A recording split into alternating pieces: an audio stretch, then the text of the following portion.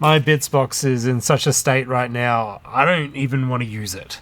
So I think tonight, on this dark, stormy night, it's time to sort my stuff out. My plan is to start a new bitz box, but this one won't be for me. This will be something that I can take to conventions and hangouts and stuff and let people borrow from, swap from, take from, whatever. While I do that though, how about we answer some Q&A questions?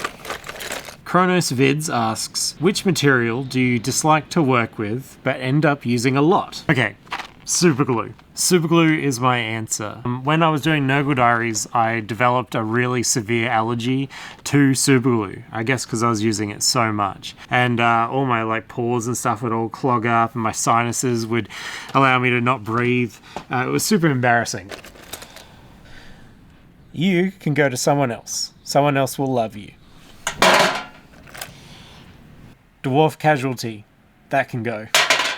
I think this is from Old School Miniatures. I definitely want to keep this. Look at this silly little goblin man. I'll keep him. I don't know what this is, but this rocks. Can you tell me where this is from? Surely this has got to be from an anime or something like that. But this is a plastic kit. This is really, really cool. Keeping it. He's pretty fun, but they're a dime a dozen. Someone else will love this. Oh, I've got to keep him. These little miscast heads that I cast up for Adepticon. If you saw me, you probably got one of these. Someone can have these. This was kind of a sick kit bash that I did a while ago. There's definitely something there. I guess I'll keep it. Oh, I love this. I gotta keep the pig. I gotta keep the pig. I always get kind of shy talking about my bitz box because it's a lot more than a lot of people have. But I think it's really important to keep in mind that this is a collection that I've accumulated over 15 years. And if you're a person that's active in communities locally, you will just accumulate stuff. Because people will leave the hobby, people will no longer want bits from their sprues, people might trade you stuff, or you might do commissions for them, and then you take the leftover bits. Buy swap sell days, you can get some absolute deals. I've never really spent very much money on any of this stuff. Oh,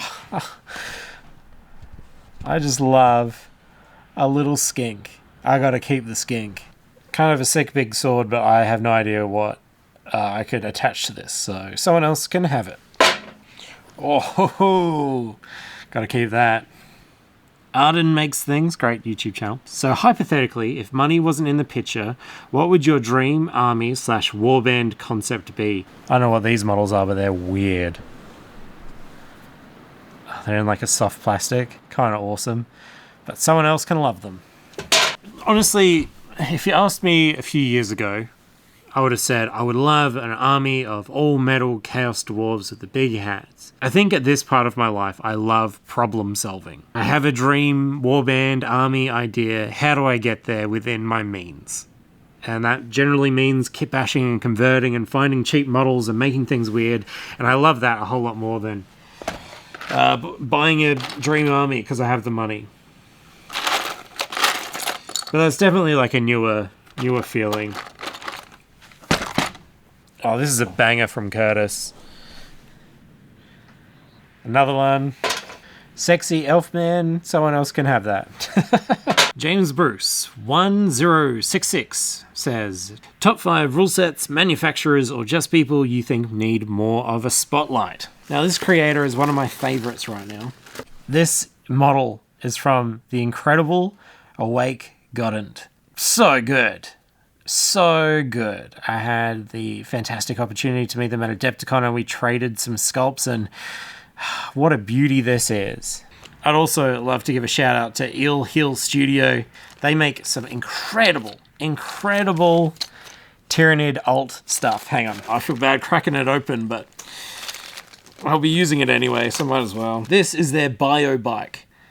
Isn't that just some of the coolest work ever? In proper pewter too. Really beautiful. And I'll be using these for my Technids. I'm so excited. Now, these models were very hard for me to get because I live in Australia, so I had to ask for some help. These came from the Red King in leather. This is some of my favorite miniature work ever. I used to follow the Red King in Leather when they were making art toys, and then I discovered many years later that they were making miniatures, and it was like the coolest day. Look at this incredibly freaky bloodletter. So good. All hand cast in New York City. Super, super rad. Someone else I haven't ever told you about, AVALIBLE lasagna. Incredible, right? This is so good. Absolute banger. White Star Minis is making incredible vlogs right now. Jared from Caffeinated Miniatures is too. I'm sure it's totally normal, average, ordinary sand though. Kinsfolk Miniatures also, and is just a tremendous sculptor. The Centaur Marine, complete with horse rider. You should be following the work of Shane Brockway, who makes beautiful collaged art in the form of RPGs. Spectacular.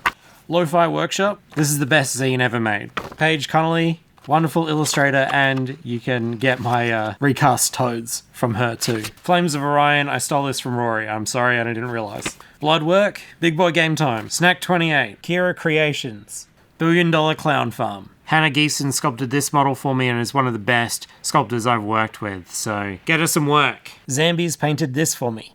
Her YouTube channel is gold, and she is gold. Junk Draw Studio. You should absolutely watch. Look at that bloody tonk.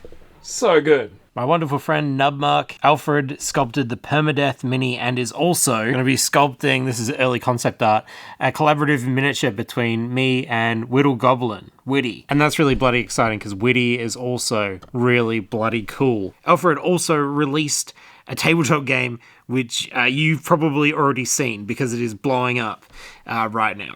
A lot of people asked who I was watching the other day. That's Lex Levels. Very funny and makes things like video game dioramas really good. Siren's Oath is a project you should be checking out. Viv's back also. And I was like, yes, Viv's why I started doing and I jumped vlogs. straight into SketchUp.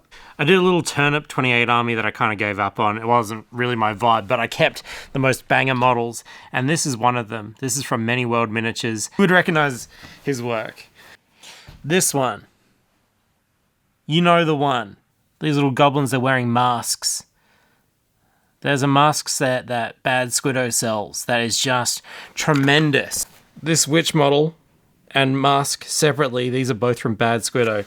I really love what Annie is doing at Bad Squiddo because for me, Annie is someone that is being the change you want to see and making the models that she wants to see get made. And that's really inspired my attitude with making miniatures. So Bad Squiddo is another one. I'm kind of doing a really terrible job at organizing this bits box. I've been kind of getting a little bit distracted.